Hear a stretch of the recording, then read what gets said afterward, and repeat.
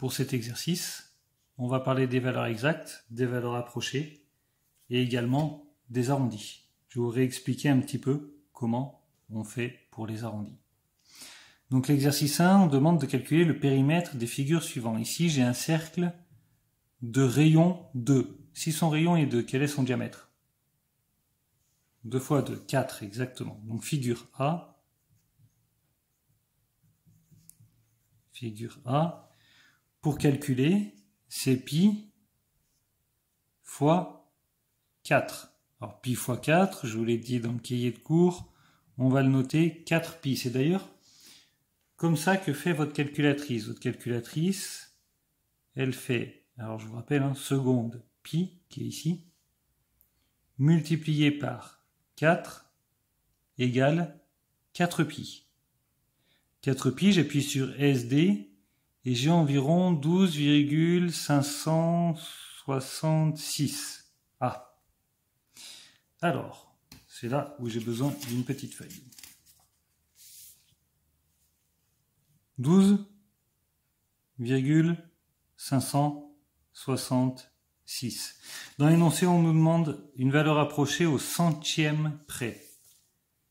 Unité, dixième, centième. Ça veut dire qu'il faut que je m'arrête ici. Alors, 12,566, si je dois le placer entre deux nombres, au centième près, ça veut dire qu'il est plus grand que 12,560 et plus petit que 12,570. Je peux aussi représenter ça sur un axe gradué.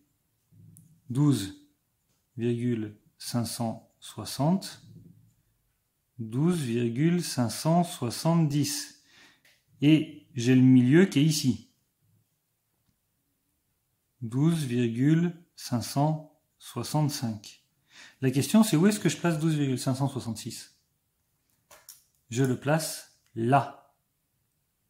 Il est donc plus près de 12,570.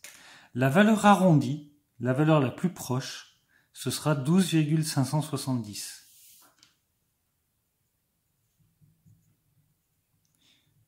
Et là, vous allez me dire, oui, mais on avait dit au centième, pas au dixième, pas au millième, pardon.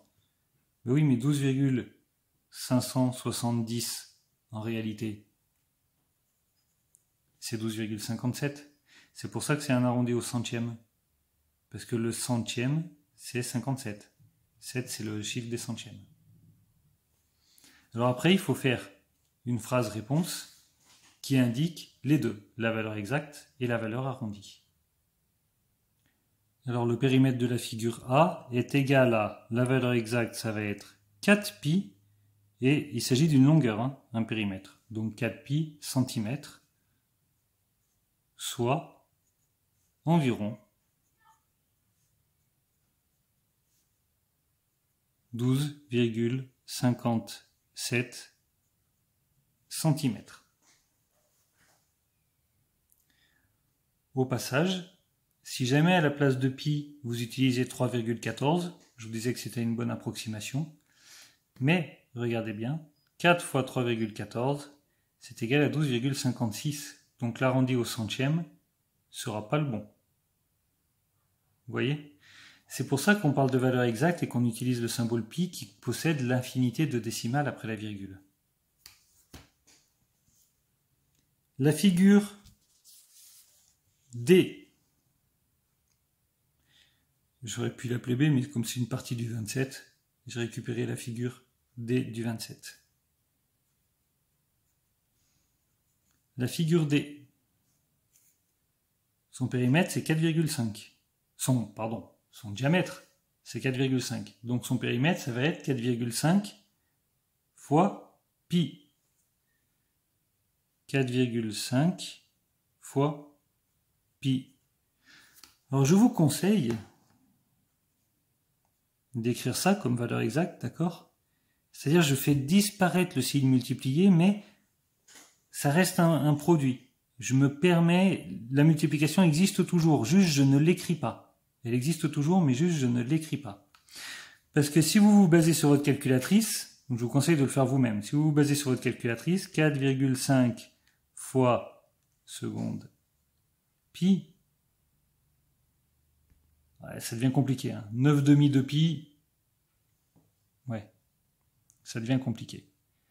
Donc 4,5 pi, c'est-à-dire environ 14,137. On se refait le raisonnement? 14,137.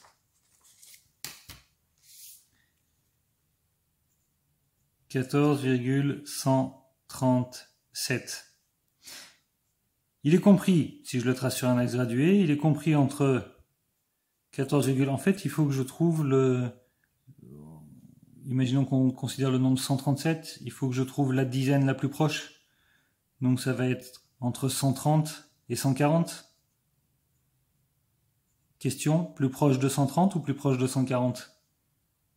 Plus proche de 140. Donc ça veut dire que l'arrondi au centième, c'est 14,14. Pas 14,13, mais 14,14.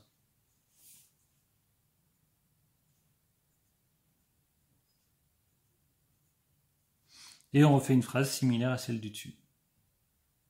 Le périmètre de la figure D est égal à 4,5 pi cm, soit environ 14,14 cm.